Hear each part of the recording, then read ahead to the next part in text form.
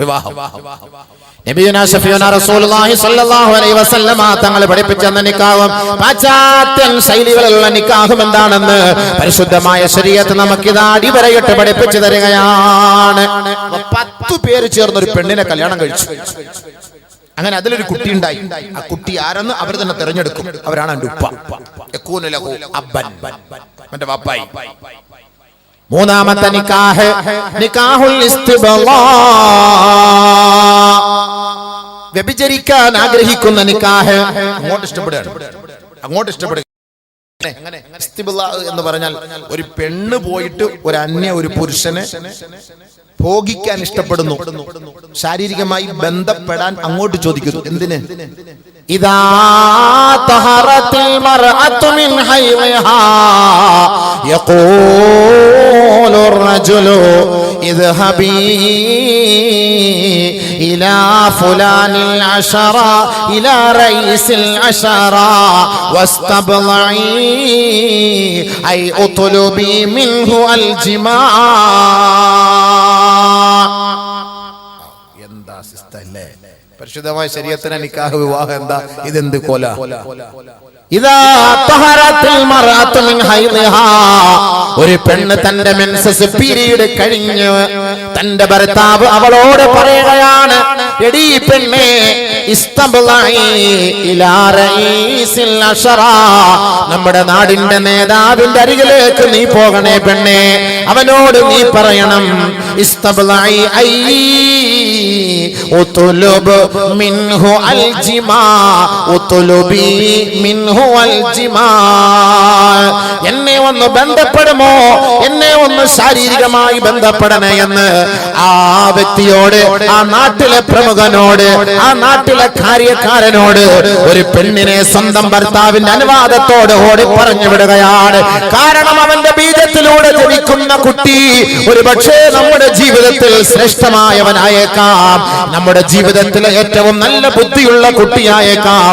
അതുകൊണ്ട് ആ കാലഘട്ടത്തിൽ സ്വന്തം ഭർത്താക്കന്മാർ ഒരു പെണ്ണിന്റെ മെൻസസ് പീരീഡ് കഴിഞ്ഞാൽ അന്യരുടെ അരികിലേക്ക്, നാട്ടുകാരുടെ നേതാക്കന്മാരുടെ അരികിലേക്ക്, ബുദ്ധിജീവികളുടെ അരികിലേക്ക്, വിവരവും വിദ്യാഭ്യാസവും ഉള്ളവന്റെ അരികിലേക്ക് തന്റെ ഭാര്യയെ അനുവാദത്തോടെ പറഞ്ഞു വിടുകയാണ്. അവന്റെ ബീജത്തിലൂടെ അവന്റെ സ്വഭാവമുള്ള കുട്ടികൾ നമുക്കുണ്ടായേക്കാം. നല്ല കുട്ടി. അങ്ങനെ ഒരു നിയമം അവർക്കുണ്ടായിരുന്നു. നാട്ടിലെ പ്രമുഖന്റെ അടുക്കൽ കൊണ്ട് ഭാര്യയെ സമ്മാനിക്കും. 2 ദിവസം കഴിഞ്ഞിട്ട് വന്നാൽ മതി, സമ്മാനിക്കും. എന്നിട്ട് അവനുമായിട്ട് ശാരീരികമായി ബന്ധപ്പെടും.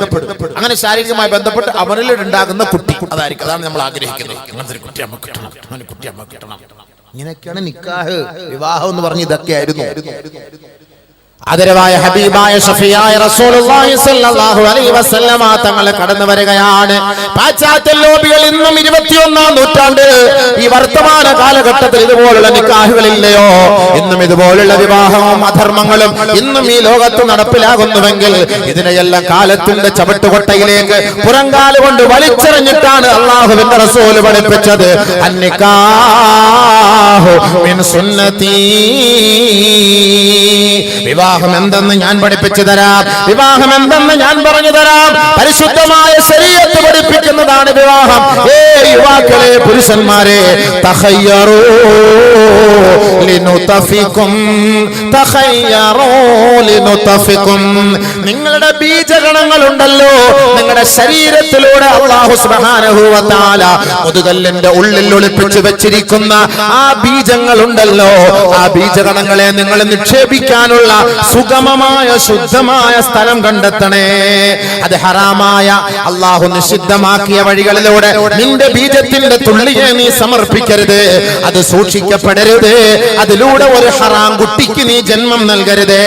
അല്ലാഹുവിന്റെ റസൂൽ പഠിപ്പിക്കുകയാ, ഫൈനൻ നിസാ യലിദ്ന അശ്ബാഹ ഇഖ്വാനിഹിന്ന വ അഖവാതിഹിന്ന.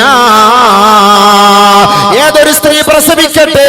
അവൾ പ്രസവിക്കുമ്പോൾ ഓർക്കണേ, ആ ഭർത്താവിന്റെ കുടുംബക്കാരനുമായിട്ട്, ആ ഭർത്താവിന്റെ സുഹൃത്തുക്കൾ, ഭർത്താവിന്റെ സഹോദരങ്ങളോ സഹോദരികളുമായി തീർച്ചയായും ആ കുട്ടികൾക്ക് സാദൃശ്യമുണ്ടായേക്കാം. അതുകൊണ്ട് തമ്മാടികളോ അഹങ്കാരികളോ ആയ ഒരു പെണ്ണിന്റെ ഗർഭപാത്രത്തിലേക്ക് നിന്റെ ബീജം സമർപ്പിക്കരുത്. നബിയുനാ റസൂലുള്ളാഹി. നിക്കാഹ്, വിവാഹം എന്ന് പറഞ്ഞാൽ ഇതാണ്. എങ്ങനെയെങ്കിലുമൊക്കെ എവിടെയെങ്കിലും കൊണ്ടുപോയിട്ട് സൂക്ഷിക്കാൻ പറ്റിയ സാധനമൊന്നും അല്ലാതെ അത് നല്ല സ്ഥലത്ത് തന്നെ സൂക്ഷിക്കണം. അതിന് വിധങ്ങൾ തന്നെ പറഞ്ഞിരുന്നു.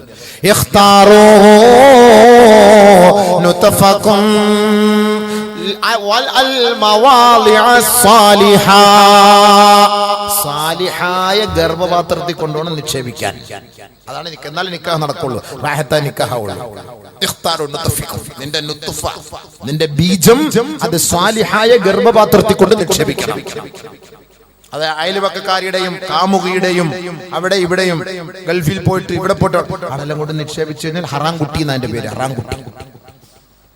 അതാണ് മനസ്സിലാക്കേണ്ടത്. നബി സല്ലല്ലാഹു അലൈഹി വസല്ലം തങ്ങൾ പറഞ്ഞ വാക്കാണ്, വലാ തലഊഹാ ഫീ ഗൈരിൽ അകിഫാ.